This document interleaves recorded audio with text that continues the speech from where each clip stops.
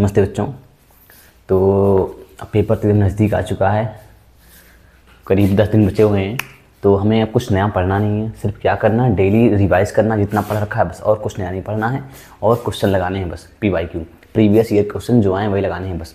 हम करीब 15 से 20 क्वेश्चन डेली किया करेंगे। लगभग चीज़ें कवर्ड रहेंगी, सब चीज़ें तो हो नहीं पाएंगी अब, लेकिन फिर भी कुछ ना कुछ कवर्ड रहेगा। इससे प्रॉफिट आपका पक्का होगा, 101% होगा। तो पहला चैप्टर है पुष्पी पादपों में जनन। इसके कुछ क्वेश्चन देखने हमको। तो पहला क्वेश्चन है, आवृत बीजी पौधों का भ्रूणपोष होता है। तो जो आवृत बीजी पौधे होते हैं उनका भ्रूणपोष जो होता है वो होता है त्रिगुणित। कैसा होता है? त्रिगुणित। तो आवृत बीजी पौधों का जो भ्रूणपोष होता है वो कैसा होता है? त्रिगुणित। आइए देखते हैं भ्रूणपोष। 2 ध्रुवीय केंद्र की प्लस 1 नर युग्मक, इसमें भी n होता है, इसमें भी n होता है, इसमें भी n होता है।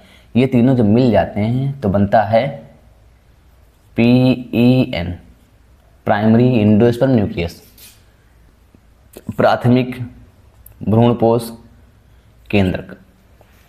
अब सुनो भैया, तो जो कोशिका होती है, केंद्रीय कोशिका जो होती है वो भ्रूणपोष में बदल जाती है। किसमें?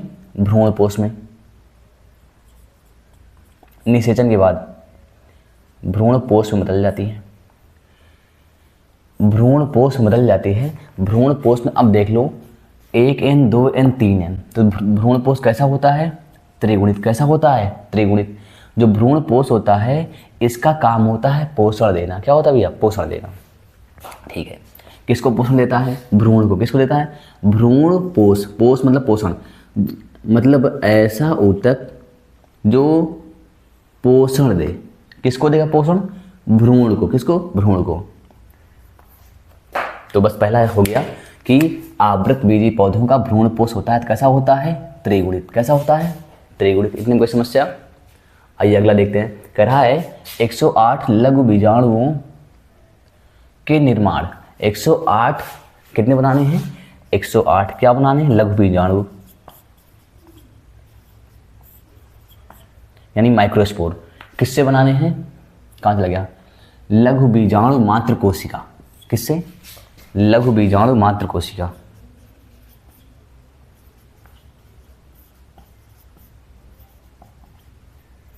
लघु बीजाणु मात्र कोशिका। कह रहा है कि हमें 108 बनाने हैं तो कितने अर्धसूत्री विभाजन होंगे? कितने अर्धसूत्री विभाजन हो कि 108 लघु बीजाणु बन जाएं? तो सुनो भैया, एक से कितने? एक लघु बीजाणु मात्र कोशिका से 4 बनते हैं। कितने बनते हैं? 4 लघु बीजाणु बनते हैं। एक लघु बीजाणु मात्र कोशिका से 4 लघु बीजाणु बनते हैं। तो बनाने हैं 108। कितने बनाने हैं? 108। देखो भैया, 108 भागे 4 करो, 4 दूनी 8, 2 बचा, 4 छंग 24, 4 सत्ते 28, मतलब 27। 27 लघु बीजाणु मात्र कोशिका होंगी। कितनी? 27 लघु बीजाणु मात्र कोशिका होंगी। तो 2 क्वेश्चन हो गए। आइए तीसरा देखते हैं। तीसरा कह रहा है जल द्वारा परागण होता है। जल द्वारा परागण होता है। किसमें पूछ रहा है? एग्जाम्पल देना है, बताना है। तो 2 एग्जाम्पल हैं। एक का नाम है हाइड्रिला। क्या नाम है? हाइड्रिला। दूसरे का नाम है वैलीसिनेरिया। वैलीसिनेरिया। हाइड्रिला और वैलीसिनेरिया। हाइड्रिला और वैलीसिनेरिया में जल द्वारा परागण होता है। किसमें? हाइड्रिला और वैलीसिनेरिया में। परागण तो पता ही है क्या होता है ना। चलो भैया हल्का से देख लेते हैं परागण क्या होता है। जब ये एंथर फटता है, एंथर पराग कोश फटता है तो परागकण बाहर निकलते हैं। इसका नाम है वर्तिकाग्र। क्या नाम है इसका? वर्तिकाग्र। परागकण पराग कोश से वर्तिकाग्र तक जाते हैं। तो परागकण का पराग कोश से वर्तिकाग्र पर जाना ही परागण कहलाता है। तो कह रहा है जल द्वारा परागण किसमें होता है? तो हाइड्रिला और वैलीसिनेरिया। हाइड्रिला और वैलीसिनेरिया। देखते हैं, कमल नहीं, गेंदा नहीं, हाइड्रिला। हाँ ठीक है, सही हो गया। दो सही। अगला कह रहा है परागकण के बाह्य चोल पर पाए जाने वाले स्पोरोपोलिन की विशेषता बताइए। आप सुनो, यहां से हम एक परागकण बाहर बना ले रहे हैं। चलो, ये परागकण है, ये है परागकण। अब सुनना, जो परागकण की अंतः चोल होती है, ये अंतः चोल हो गई, इसका नाम है इंटाइन। क्या नाम है इसका? इंटाइन। और जो बाह्य चोल होती है, इसका नाम होता है एक्साइन। क्या नाम होता है इसका? एक्साइन नाम होता है।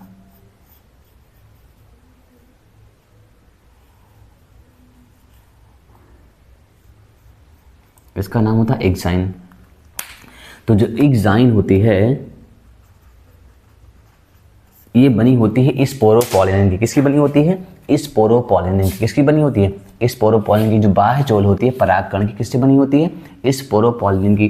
जो स्पोरोपोलिन होता है ये उच्च ताप में नष्ट नहीं होता है, उच्च ताप में नष्ट नहीं होता। जो एक्साइन होती है बनी होती है स्पोरोपोलिन की, ये उच्च ताप पर नष्ट नहीं होती है। तो पहले क्या लिखा है? उच्च ताप पर स्थिर। हाँ ठीक, पहले सही हो गया। अगला, अम्ल से नष्ट नहीं होता है। बिल्कुल सही। जो स्पोरोपोलिन है इसको अम्ल नष्ट नहीं कर पाता है। अगला, क्षार से नष्ट नहीं होता है। हाँ बिल्कुल सही बात। अम्ल और क्षार से और उच्च ताप से नष्ट नहीं होता है। सभी सही, एकदम सही बात, सबके सब सही लिखें।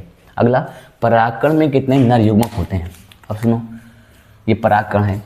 परागकण जो होता है, परिपक्व परागकण में 2 नर युग्मक होते हैं। कितने होते हैं? 2। परिपक्व परागकण में 2 नर युग्मक होते हैं। कितने? 2। अगला, बीजांड का वह स्थान जहां बीजांड व्रंत जुड़ा होता है उसे कहते हैं हाइलम। क्या बोलते हैं? हाइलम। बीजांड का वह स्थान जहां बीजांड व्रंत जुड़ा होता है उसे क्या बोलते हैं? हाइलम।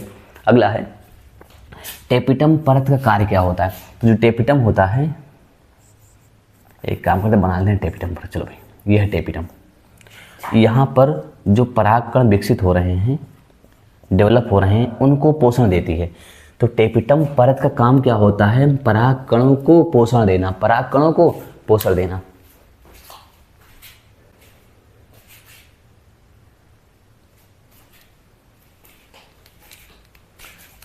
आइए आगे देखते हैं।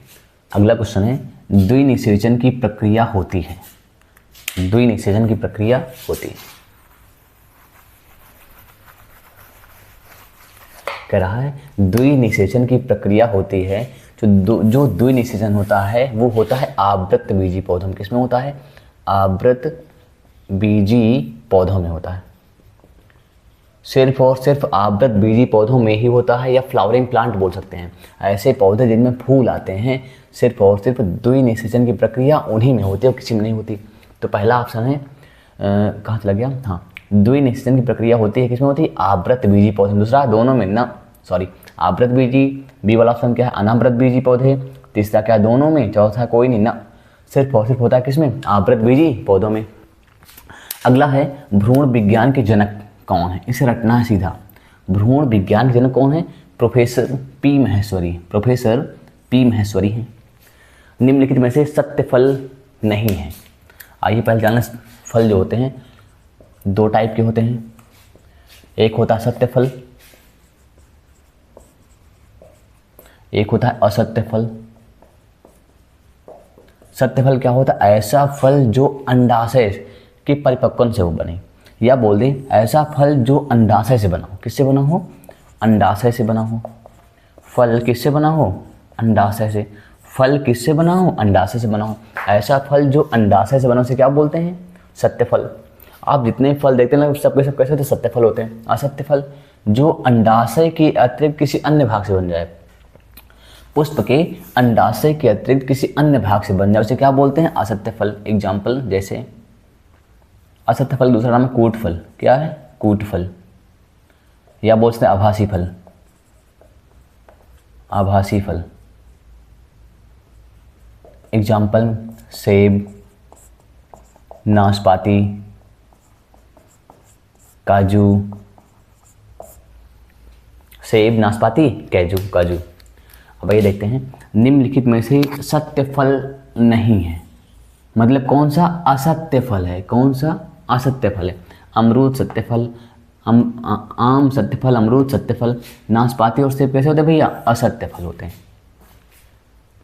इनमें से कोई नहीं, ऐसा कुछ नहीं। पार्थेनोकार्पी क्या होती है? पार्थेनोकार्पी, अब देखते हैं भैया।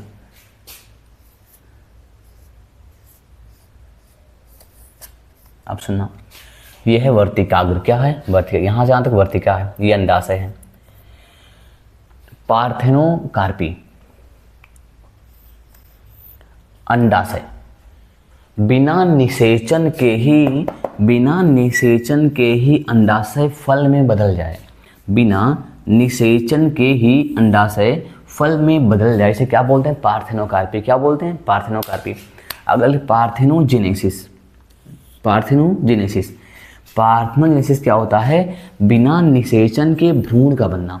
बिना निषेचन के ही बच्चा बन जाए, बिना निषेचन के ही भ्रूण बन जाए। नरमक्खी, राम साहब, नरमक्खी इसका एग्जाम्पल होता है। नरमक्खी पार्थेनोजेनेसिस का एग्जाम्पल होता है। पराग कोश में कितनी परागधानियाँ होती हैं? आइए देखिए परागधानियाँ होती क्या है। ये है पराग कोश। क्या है ये? पराग कोश। अगर जब इसको हम ऐसे कट कर लें, कट करने के बाद देखें, ऐसे देखें तो इसमें ऐसे दिखता है। ये क्या है? परागधानियाँ। क्या है? परागधानियाँ। तो पराग कोश में कितनी परागधानियाँ होती हैं? 4। कितनी होती हैं? 4। अगला, सैल्विया में किसके द्वारा परागण होता है? जो सैल्विया होता है उसमें कीट के द्वारा परागण होता है। किसके द्वारा होता है? कीट के द्वारा, जल के द्वारा नहीं होता। हाँ।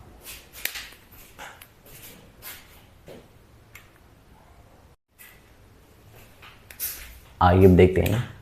एक प्रारूपी आवृतबीजी भ्रूणकोश परिपक्व होने पर होता है। तो ये प्रश्न में सीधा ऐसे रट लेना है। अगर जब भी आए पूछे, अति लघुत्तरी में आएगा या तो एमसीक्यू में आएगा, बहुविकल्पी में आएगा, पूछेगा एक प्रारूपी आवृतबीजी भ्रूणकोश परिपक्व होने पर होता है, तो कैसा होता है? 7 कोशिकीय 8 केंद्रीय।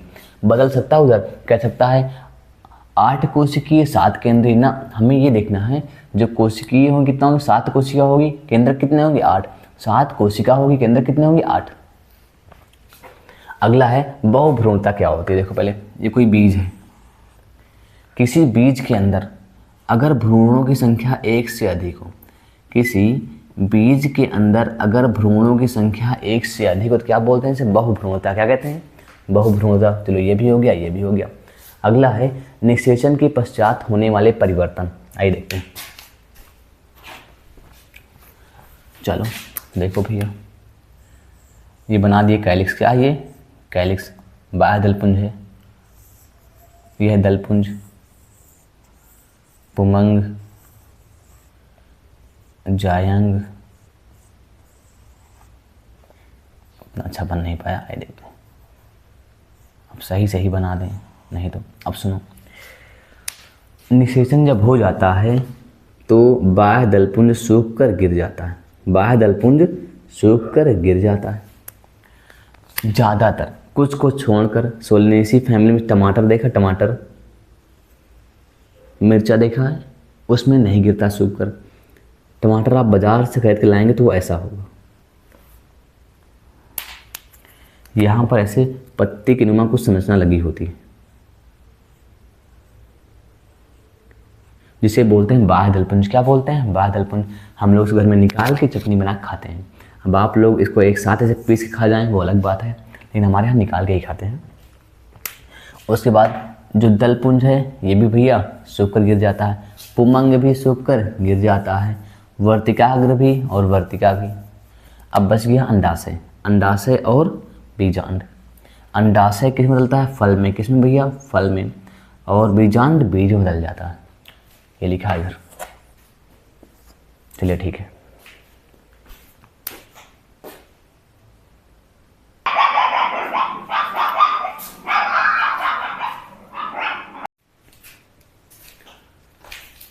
अब आइए देखते हैं डबल फर्टिलाइजेशन यानी द्विनिषेचन होता क्या है। सीधा सीधा हमें महसूस भी हो रहा है, द्वि मतलब दो, निषेचन मतलब निषेचन, 2 बार निषेचन होगा। आइए देखते हैं, पहले सुनो। देखो पहले ये क्या है? ध्रुवीय केंद्र। क्या है? ध्रुवीय केंद्र कितने होते हैं? 2। ये भी एन, ये भी एन। आ जाओ भैया, ध्रुवीय केंद्रक कितने हैं? 2। जो परिपक्व परागकण होता है उसमें कितने नर युग्मक होते हैं? 2। कितने होते हैं? 2। हमने क्वेश्चन पीछे देख लिया है। अब सुनो, 2 ध्रुवीय केंद्रक और 1 नर युग्मक, ये वाला एक इसमें से आ गया। अब ये दो जब मिलते हैं तीनों तो बनाते हैं 3n। क्या बनाते हैं भैया? 3n। देखो 1n 2n 3n मिल गया, क्या बन गया? 3n बन जाएगा। इसे बोलते हैं त्रिसंलयन। क्या बोलते हैं? 3 लोग मिलके जुड़ रहे हैं, क्या बोलते हैं? त्रिसंलयन। 3 लोग मिलके क्या बना रहे हैं भैया? त्रिसंलयन। सॉरी, n क्या बना रहे तीनों? 3n। इस जो बनता है इसे बोलते हैं प्राथमिक भ्रूणपोष केंद्रक। क्या बोलते हैं? प्राथमिक भ्रूणपोष केंद्रक। अब सुनो, प्राथमिक भ्रूणपोष केंद्रक जो होता है यह भी किसी कोशिका के अंदर होता है। तो भाई जिसके अंदर तो उसे क्या बोलते हैं? प्राथमिक भ्रूणपोष कोशिका। क्या बोलते हैं? प्राथमिक भ्रूणपोष कोशिका। अब ये किस में बदल जाती है? भ्रूणपोष में। किस में? भ्रूणपोष में। ये कैसा होता है? 3n। अब चलो ठीक है भैया, एक तो हो गया। अब देखो ये बच गया अंडा। क्या? ये अंडा। और ये क्या है? नर युग्मक। अब ये दोनों मिलते हैं तो होता है निषेचन। क्या होता है? निषेचन। इसके बाद क्या बनता है? जाइगोट बनता है, युग्मनज बनता है। अब सुनना, एक बार निषेचन यहाँ हो रहा है, एक बार यहाँ हो रहा है, इसलिए क्या बोलते हैं इसको? द्विनिषेचन। क्या बोलते हैं? द्विनिषेचन। डबल फर्टिलाइजेशन जो होता है सिर्फ और सिर्फ आवृतबीजी पौधों में ही पाया जाता है। किसमें? आवृतबीजी पौधों में ही पाया जाता है और कहीं नहीं पाया जाता है। तो इतना ही पढ़ना था आज हमको, इतने क्वेश्चन करने थे। अगला चैप्टर होगा हमारा मानव जनन। क्या होगा? मानव जनन। तब तक आप पढ़ते रहिए। कुछ ना समझ में आया तो आप लोग बताइएगा, और भी कोई टॉपिक बायो में ना समझ में आया तो कमेंट करना, पक्का बताऊंगा मैं। अगला है मानव जनन। जो मानव जनन में ना समझ में आया हो मैसेज मतलब कमेंट करिएगा आप, पक्का बताऊंगा मैं। पढ़ते रहिए तब तक के लिए। Okay bye.